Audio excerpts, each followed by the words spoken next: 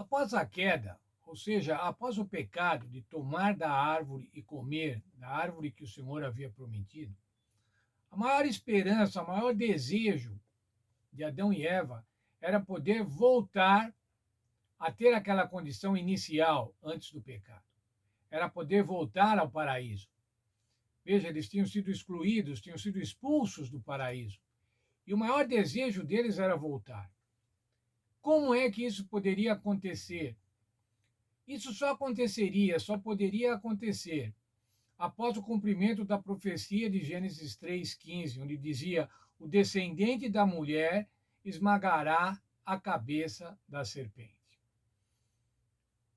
O descendente da mulher. Olha, o que Adão e Eva então esperavam com a maior ansiedade era ter descendentes. Era que nos seus descendentes, desses descendentes, fosse aquele que esmagaria a cabeça da serpente. Gênesis 4, no verso 1, mostra o que aconteceu. Conheceu Adão a Eva, sua mulher, e ela concebeu, e teve Caim, e disse: alcancei do Senhor um homem. Veja, irmãos, o Senhor havia dado a ordem, crescer e multiplicar. Muitos dizem, irmãos, que o pecado original, ou seja, o primeiro pecado, foi a relação sexual entre o homem e mulher. Não é nada disso, irmãos. O pecado original foi a deslealdade a Deus. Relações sexuais, procriar, estava no plano de Deus, era a bênção de Deus, e assim devia ser. E se manteve mesmo após o pecado.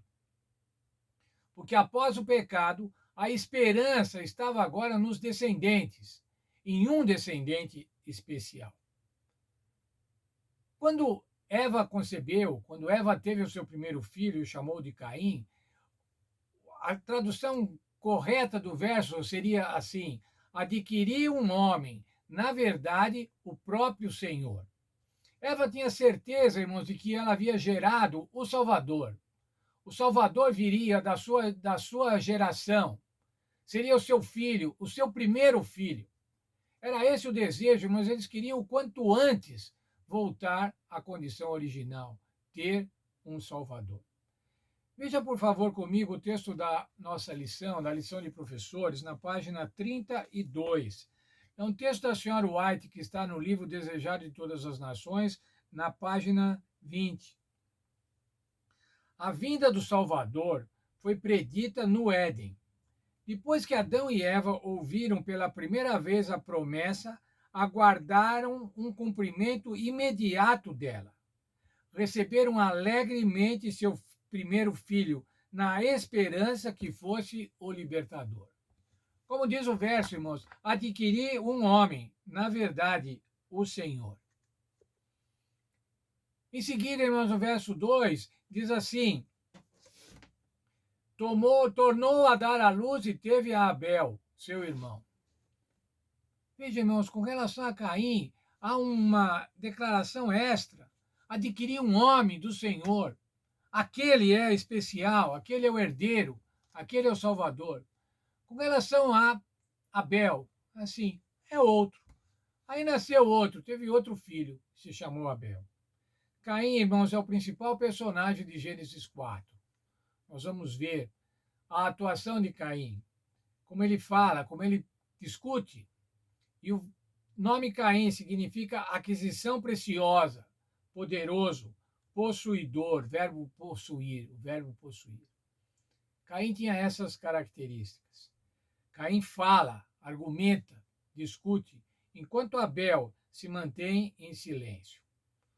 O termo Abel significa vapor, efêmero, vaidade. Portanto, irmãos, enquanto Caim estava se apresentando como é apresentado na Bíblia, como um ser concreto, poderoso, Abel é apresentado como um simplório, uma pessoa simples, alguém que fica em silêncio, fica quietinho, alguém que fica na sua.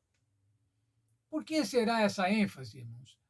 Porque Eva entendia, Eva tinha certeza, tinha convicção de que aquele menino, aquele primeiro filho, era o Salvador. E nós podemos entender, irmãos, podemos pensar que Eva não somente cuidava de Caim, mas Eva adorava a Caim. Hoje, irmãos, a gente vê alguns pais, algumas mães que adoram os filhos. Isso não faz bem, não, isso faz mal. Nós devemos amar os filhos, devemos cuidar deles, devemos amá-lo, mas não devemos adorá-lo.